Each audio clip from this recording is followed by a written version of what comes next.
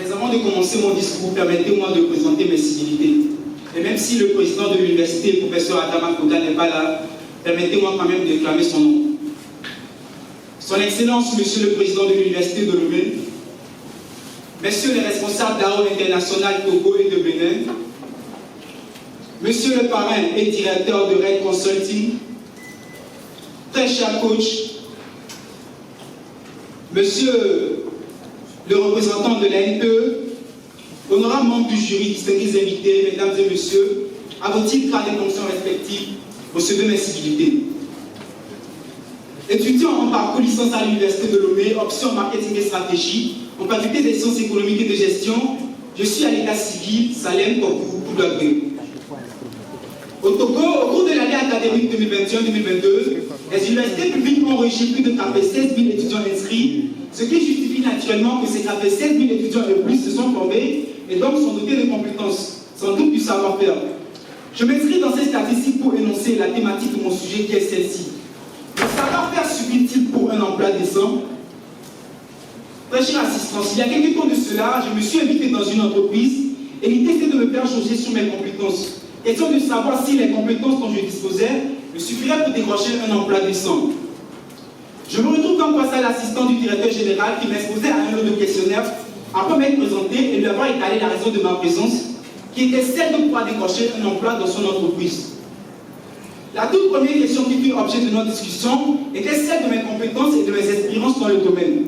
Ceci dit, nous avons eu à parler du savoir-faire, qui, par définition, est toute compétence mûrie et pratique dans un domaine bien spécifique. Et mis à part les questions révélées sur le savoir-faire et sur ma compétence, nous avons tout de même abordé les questions sur la compétence linguistique. Monsieur l'assistant me demandait si j'étais bilingue, si je parlais le français et l'anglais, l'allemand et l'espagnol, le chinois, le latin ou des langues locales. Très chère assistance, mesdames et messieurs, l'art de la rhétorique fut bel et bien présent au cœur de notre discussion. Et bien quand je me doutais que ce sera tout, ce même assistant me posa des questions sur mon casier judiciaire. Il demandait comme ça à savoir si j'avais des antécédents judiciaires, ce qui pourra bel et bien porter entrave à ma candidature. Le savoir-vivre en société, les bonnes habitudes, le savoir-être professionnel sont entre autres d'autres atouts nécessaires pour avoir un profil bien garni et apte à décrocher un emploi décent. Et sans doute, j'ai pu comprendre au soir de mon échange avec monsieur l'assistant que le savoir-faire n'est pas autosuffisant pour décrocher un emploi décent. Je vous remercie. Je vous candidat, le candidat numéro 2, s'il vous plaît.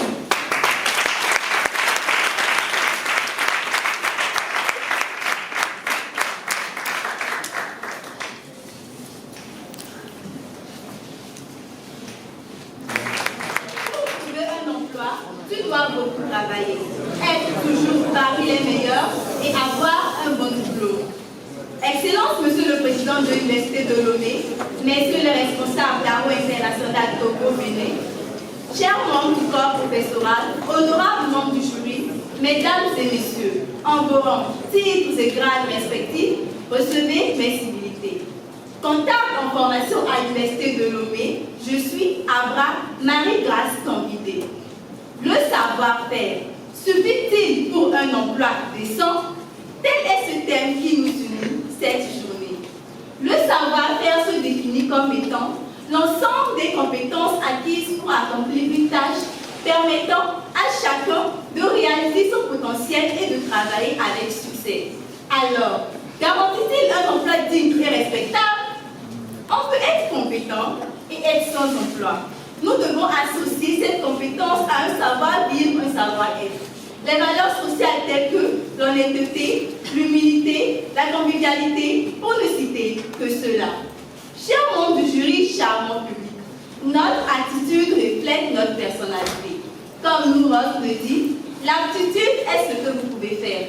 La motivation détermine ce que vous faites. Et votre attitude détermine votre degré de réussite. Plusieurs personnes stagnent sur un seul poste, 10 voire 15 ans, sans être promues. Cependant, leurs diplômes valent plus que leur salaire. Comme par exemple un ingénieur agronome bac plus 5 ans, méritant un salaire de 1 million de francs par mois, se retrouve avec un salaire minable de 250 000 francs par mois. Est-ce un emploi décent? Mais posez-vous des questions. À quoi cela est-il? Chers membres du pas un emploi décent et que vous pouvez en être la cause. Une personne qui a des difficultés à être appréciée par son entourage ne pourra jamais être promue à la tête d'une entreprise. Qu'en est-il de certaines personnes qui adoptent des attitudes déshumanisantes, voire humiliantes à l'égard de leur prochain? Je crois que ce sont ceux qui séchaient le cours d'éducation civique et morale au cours secondaire. Chers membres du jury, distingués invités, en résumé, le savoir-faire est important pour un emploi décent, mais il ne lui suffit pas à lui seul. Un équilibre entre le savoir-faire ferait de vous des employés indéniables, indispensables, incontournables, voire incorruptibles. Que cette journée soit à la hauteur de vos attentes. Je vous remercie. Et honoré. De mûrir ensemble avec un si charmant et intelligent public, et surtout dans cette salle fantasmagoriquement et confortablement aménagée, une réflexion objective et constructive autour d'une question si sensible. Le savoir-faire suffit-il pour un emploi décent? Mesdames et messieurs, conçu comme l'habileté à mettre en œuvre les connaissances théoriques que l'on a acquises dans un domaine déterminé, le savoir-faire s'apparente traditionnellement comme la clé de voûte d'accès à un emploi décent.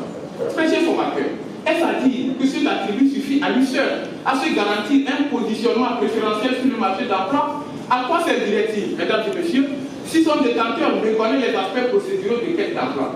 À titre de repli, à toutes ces interrogations qui, à mon sens, constituent de couches nébuleuses dans le champ de réflexion de chacun de nous, il faut noter que, nonobstant la sacralité, nonobstant l'utilité, ou en tout cas la fondamentalité de cet attribut, qui est très loin de garantir seul un emploi décent. Conclure autrement, messieurs et dames, c'est faire preuve d'une âme enfouie dans un état de grain des Indes et respirant d'un air pourri de naïveté incongrue et absolue.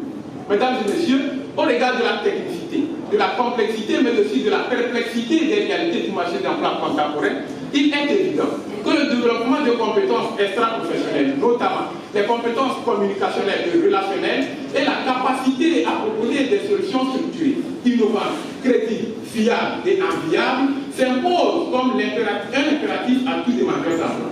Permettez-moi, très chère assistance, de vous faire un peu de pédagogie plutôt que de la démagogie, en faisant une petite analogie de notre mielleux échange avec un dicton en biologie qui dit « le muscle qui ne travaille pas s'atrophie ». Et le muscle qui travaille, messieurs et dames, s'hypertrophie. Pour ainsi corroborer la politique et indiscutable allégation selon laquelle le savoir-faire n'est pas le critère singleton d'accès à un emploi décent et que l'adaptabilité, c'est-à-dire la capacité à se familiariser avec des situations nouvelles, sont également d'une nécessité cruciale pour tout demandeur d'emploi. Mesdames et messieurs, pour votre excellente et hors pair qualité d'écoute, je vous en félicite. Monsieur le responsable de la route internationale Togo et Bénin, chers formateurs, honorables membres du jury, soyez les bienvenus.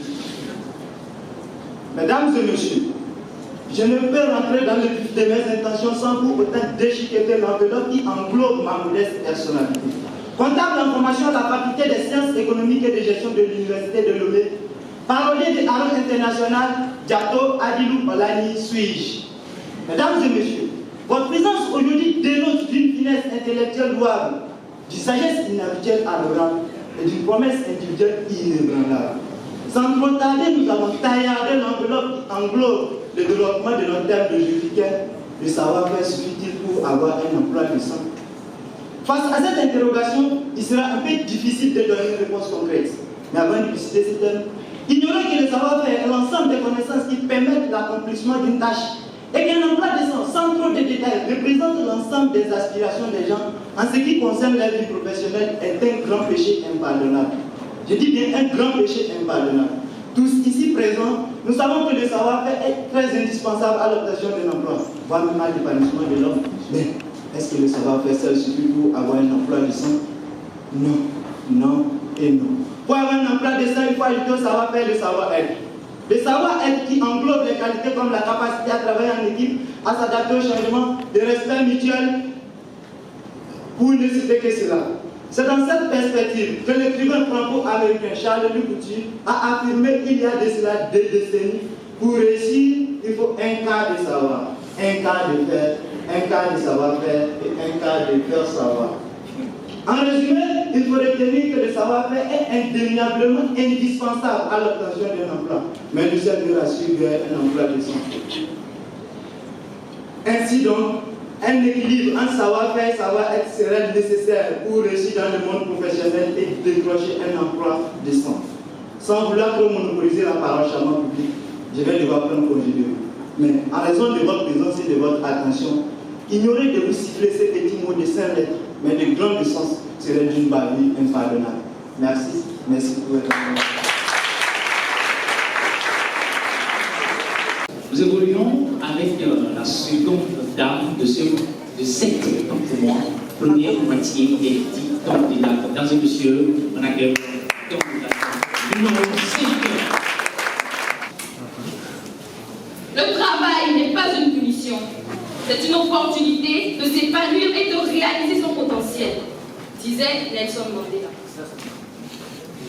Messieurs les formateurs, honorables membres du jury, messieurs les responsables de Arbre International Togo et du Bénin, responsables de l'AFP, recevez mes civilités. Passionné en art culinaire, agroéconomiste en formation, je suis Ornella Ama Faïa. Imaginez que votre carrière soit une recette. Le savoir-faire est l'ingrédient principal. Vous êtes-vous déjà demandé comment avoir un emploi décent pour assurer des lendemains meilleurs? Eh bien, j'ai l'honneur en cette belle matinée d'aborder ce sujet ayant pour thème le savoir-faire suffit-il pour un emploi décent? D'abord, le savoir-faire fait référence à notre capacité d'accomplir des tâches spécifiques de manière efficace, efficiente et compétente. C'est la pierre sur laquelle repose notre expertise, nos talents, nos maestria. Aujourd'hui, nous vivons dans une société où l'éducation et les qualifications professionnelles jouent un rôle central.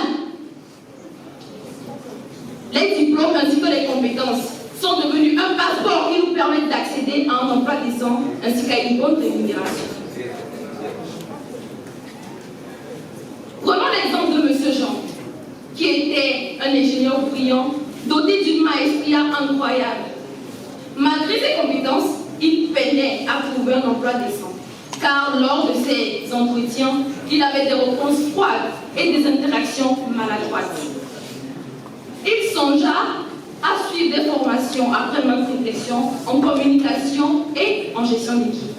Puis, quelque temps après, il finit par trouver le boulot de ses rêves, apprécié autant pour ses compétences que pour son esprit d'équipe. Mesdames et messieurs, outre que le savoir-faire, nous devons avoir un bon savoir-être, qui est un ensemble de nos aptitudes comportementales, qui englobe aussi bien notre communication que notre empathie. Associé à tout ce qui précède, nous avons les qualités extra, comme le leadership et les valeurs humaines. En conclusion, le savoir-faire est un élément indispensable et clé pour un emploi décent. Mais ne suffit pas à lui seul à conduire un individu à la quête d'un emploi décent. Mesdames, mesdemoiselles et messieurs, pour votre écoute active et votre attention, merci.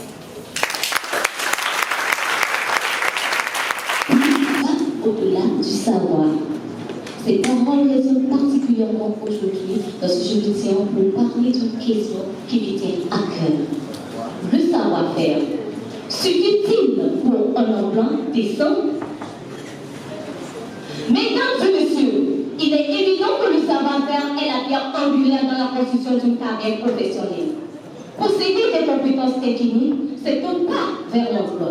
Cependant, suffit-il à garantir un emploi décent de nos jours? Je vous invite à réfléchir sur les propos de Malacor Forum.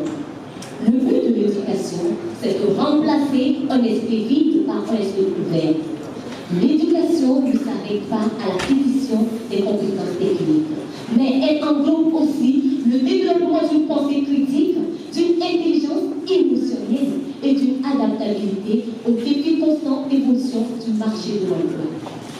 Par un travail productif et convenablement rémunéré.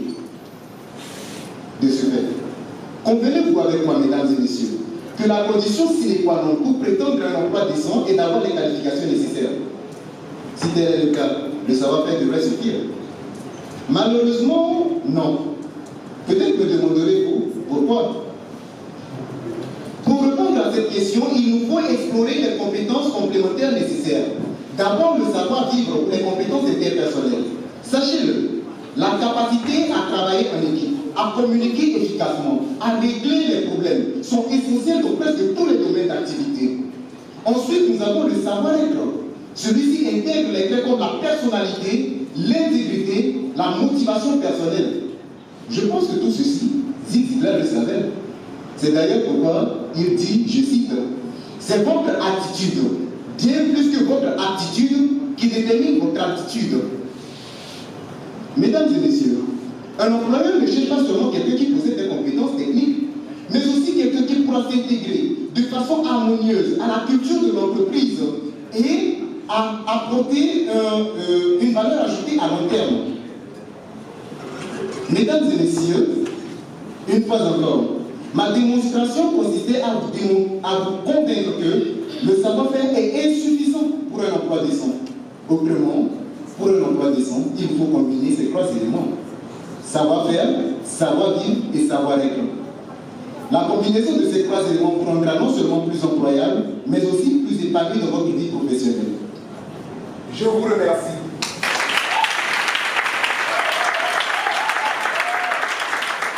Et comme le stipule si bien notre thème, le savoir-faire, suffit-il pour un emploi décent? Bien avant toute chose, permettez-moi, charmant public, de vous décortiquer ce thème, le savoir-faire. Selon le Robert, c'est une habileté à résoudre des problèmes pratiques, une expérience, une compétence dans l'exercice d'une activité. La conduite d'une voiture, par exemple. Et le savoir et l'emploi décent est ce travail dans lequel on se sent décontracté et qui répond aux normes sociétales. Le savoir-faire aussi a indéniablement de ses compagnons, a besoin indéniablement de ses compagnons qui sont le savoir, le savoir-être et le savoir-vivre pour une carrière professionnelle réussie, car le travail devait être libérateur et non outrageux. Je vous remercie.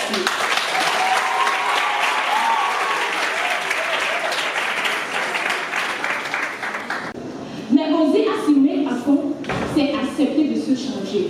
Courir des risques, malgré peu importe les défis, peu importe les situations financières. Mais peu d'entre nous sont capables d'accepter et de payer ce prix. Pourtant, ceux qui l'acceptent, les opportunités qui s'ouvrent à elles sont étonnantes. Elles peuvent transgresser les limites, défier l'impossible et apporter le progrès. Aujourd'hui, je crois que nous avons besoin de ce petit prince qui se lève en nous, de s'inspirer de Victor Hugo, de son esprit visionnaire et de mener toutes sortes de combats. Nous ne devons pas nous satisfaire de notre salaire, de notre emploi, de notre compétence, de notre savoir-faire et laisser les choses faire d'elles-mêmes. Non, nous devons oser, essayer et réessayer, car il n'y a que cela qui nous permet d'évoluer et de progresser dans la vie. La valeur et le progrès sont à ce prix. Je vous remercie. En perpétuelle évolution, décider de se limiter à une seule compétence, son savoir-faire, mais bien avec lui. Et seuls les esprits emprisonnés nous diront le contraire. Une compétence pratique, dans un monde mixte de théorie et de pratique, avec des opportunités sans cesse croissantes, et qui demande de nombreuses compétences, ne peut à lui seul garantir un emploi décent, épanoui, où l'on prend plaisir à travailler sans pression et sans contrainte. Y a-t-il des apprenants ici? Et si vous comptez sur votre compétence pratique uniquement pour avoir un emploi décent, eh bien vous faites fausse route. Je suis navré de vous le dire, mais c'est une réalité. Et si vous n'êtes pas d'accord avec moi, dites-moi alors. Pourquoi parle-t-on d'un CV enrichi quand il s'agit d'une demande d'emploi? Ou encore, pourquoi parle-t-on d'un examen de concours quand il s'agit de l'acquisition d'une profession donnée? Je désire le savoir. Une compétence pratique à elle seule ne peut suffire. Je l'ai dit et je le redis et je le redirai encore. Il doit de ce fait se faire accompagner par le savoir dans son ensemble, le savoir-être et le savoir-vivre, sans pourtant parler de la créativité, la courtoisie et la capacité à s'adapter aux réalités quotidiennes pour ne pas être surpris devant certaines situations surprenantes. Et j'aimerais finir.